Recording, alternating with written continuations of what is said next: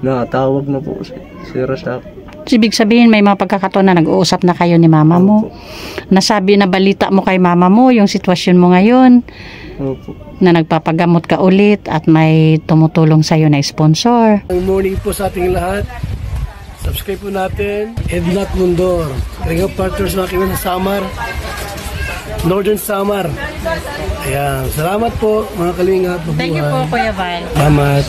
Hindi siya basta babae lang, siya'y haligi kahit nag-iisa. Sa mundong magulo, siya ang paalala na may liwanag ba.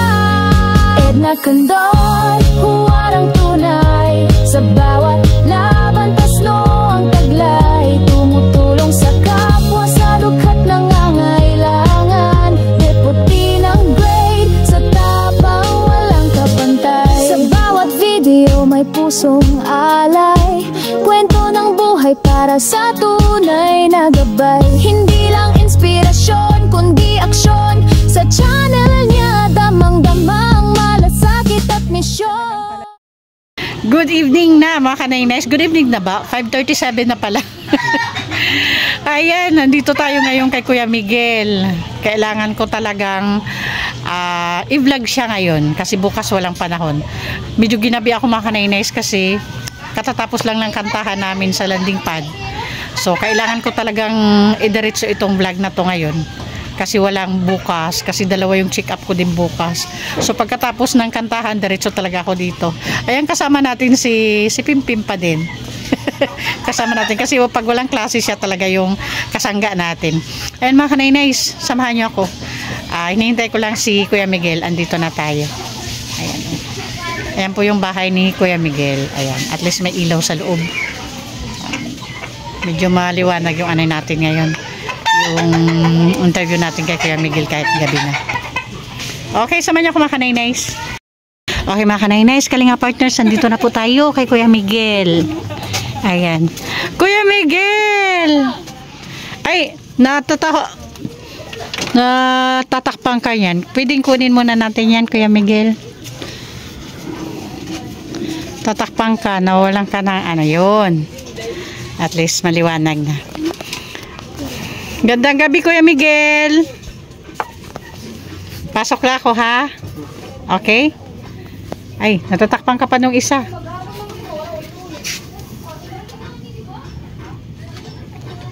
Ayun. Okay, di makita mukha mo eh. Okay. Pasok ako ha, Kuya Miguel. Ayan. Musta? Musta buhay?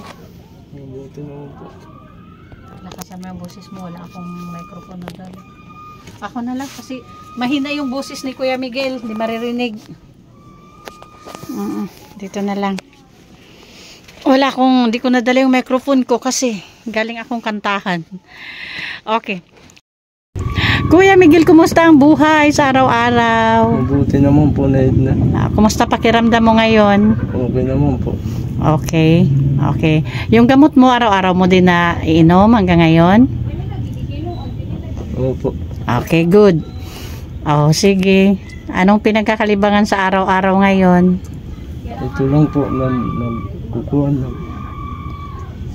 Nanilimos, Diyanla. Dito ka lang. Opo. Dating gawain, naglilinis ng bahay. Opo. May bigas ka pa? Wala na po. Wala na. Okay. So, alam mo ba kung bakit ako nandito na naman ngayon? Hindi po. Wala nang idea si Kuya Miguel kung ba't nandito ako. Mamuhay. Wala na siyang idea kung bakit ako nandito. Diba tuwing katapusan andito ako? Bakit ako andito? Natatawa lang siya. Ano ba to si Kuya Miguel? Siguro sobrang in love to kaya nakakalimutan yung lahat. In love ba? At nakakalimutan yung lahat? Pag yung pinag-uusapan yung love, yung tawa ni Kuya Miguel, ay nako, pambihira. Siyempre, pag andito ako sa'yo, ibig sabihin, Pinahatid na ni ma'am ng sponsor mo yung pang grocery mo, yung panggastos mo, di ba? Opo. Tama? Wala ka sa busis mo, di ka marinig ng sponsor mo. Ha? Opo. Anong bago ngayon? Wala bang bago ngayon sa araw-araw sa buhay ni Kuya Miguel? Meron po. Anong bago? Na-excite ako. Anong bago? Mga wala.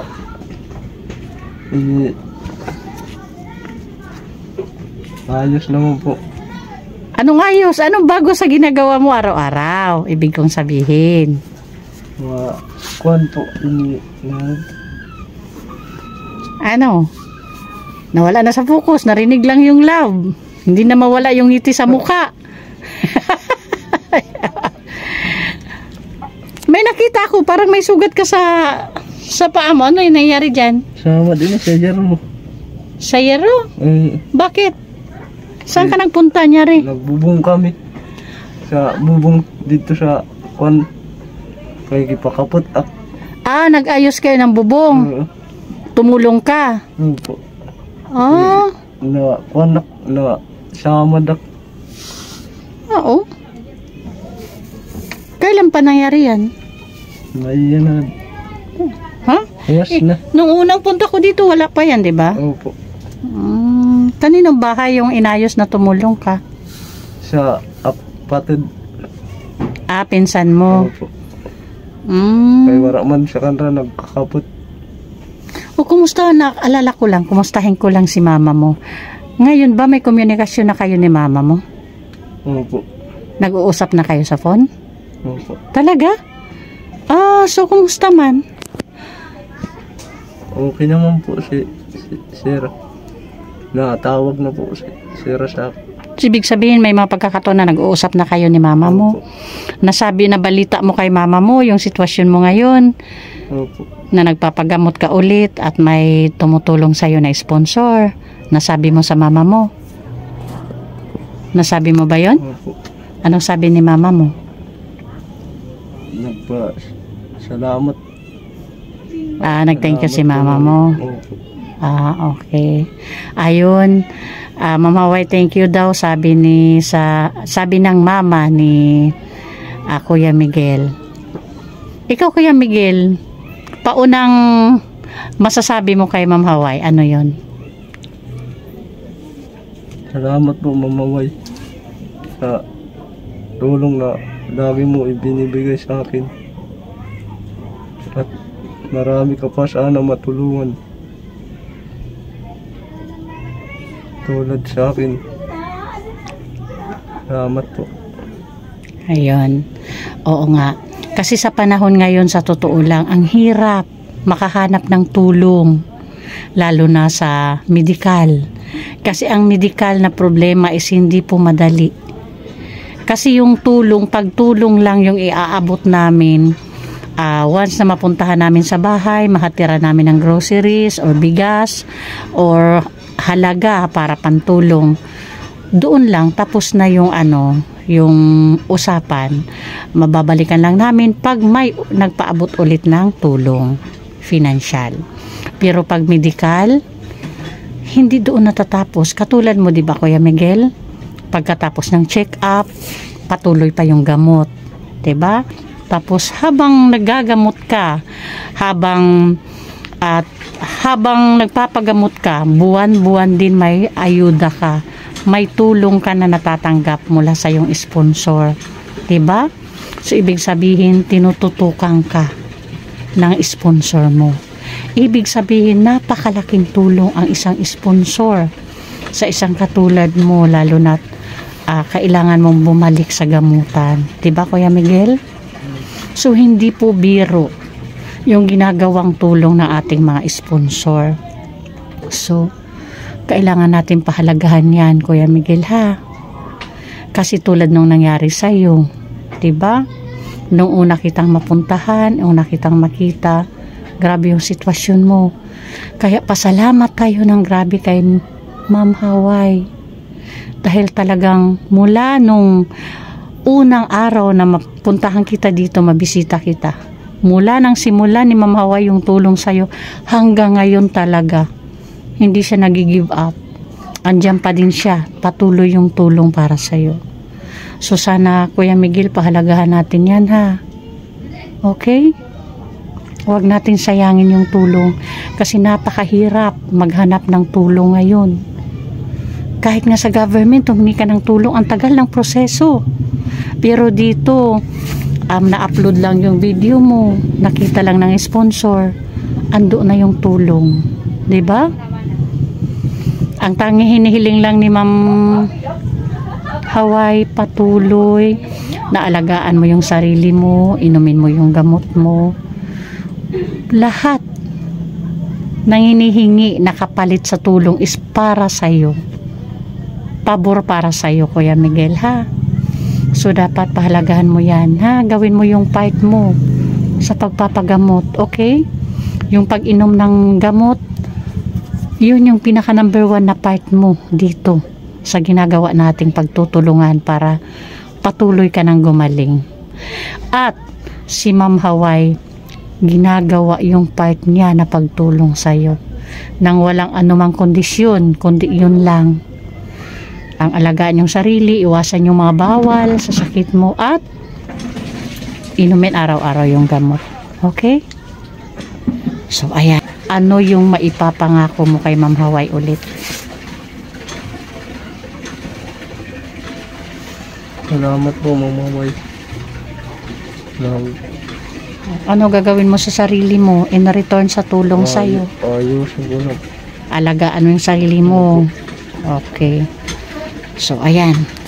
Okay, hindi ko na patagalin ha.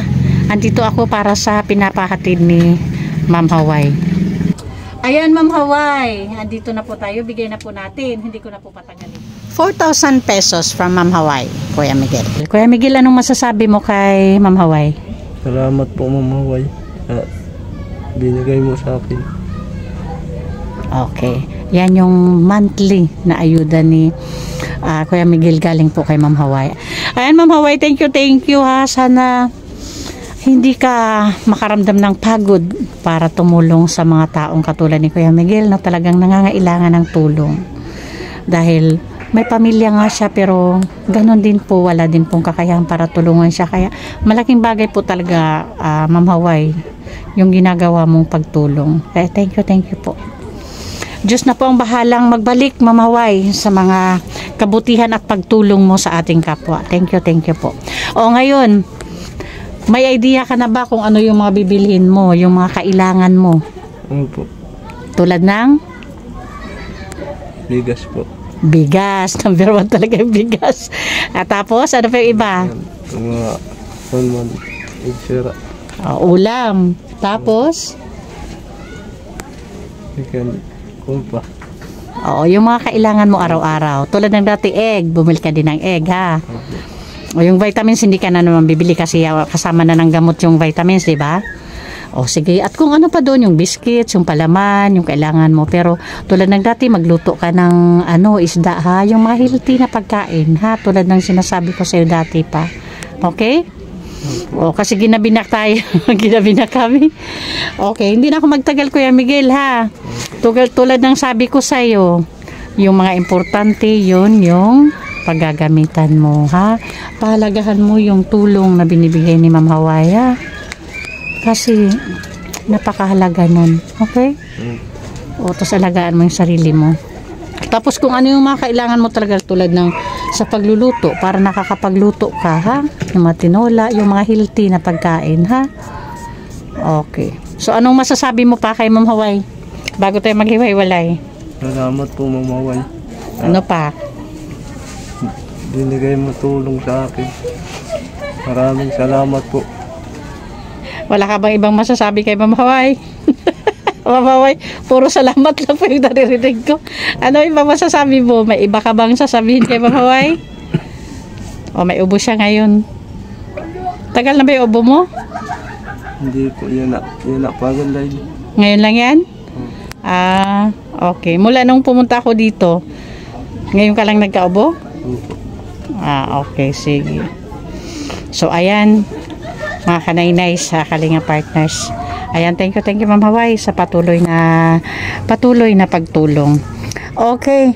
Pasupport po sa aming founder, Kuya Bal Santos Matubang, Ate Ida Vlogs, and Kalinga Prab para po sa patuloy na paglingap. And syempre, thank you din po sa ating mga sponsors na palaging andyan para makiisa sa ating advocacy dito sa Northern Samar. Of course, Manay Terry Anderson, Sis Beth, Mama Y, Sangka Imarane, thank you po. Sis Marites Atienza, Miss Erin Debi, Sis Marcelina Fidorowicz, Ma'am Sally Negan, Sis Clara San Malinica, and Ma'am Beverly Prinzo. Thank you so much po. And pa-support din po please, palambing. Support niyo po kami mula po sa buong buong team ng Northern Samar. Of course, ang Bajuwi the Great, ang inyong lingkod po, Kanay Nice Edna Condor, Yansky TV, Nelson TV Official, and Limix TV. At sa ating mga volunteers, pa-support na din po Annabelle Mix Vlog, Mida Militar Vlogs, Brinda Vlogs, Rina TV Official, Jennifer Hiray, and Limpa TV. Thank you so much po. Okay, bye-bye. Bye-bye po. Ginabi na talaga kami.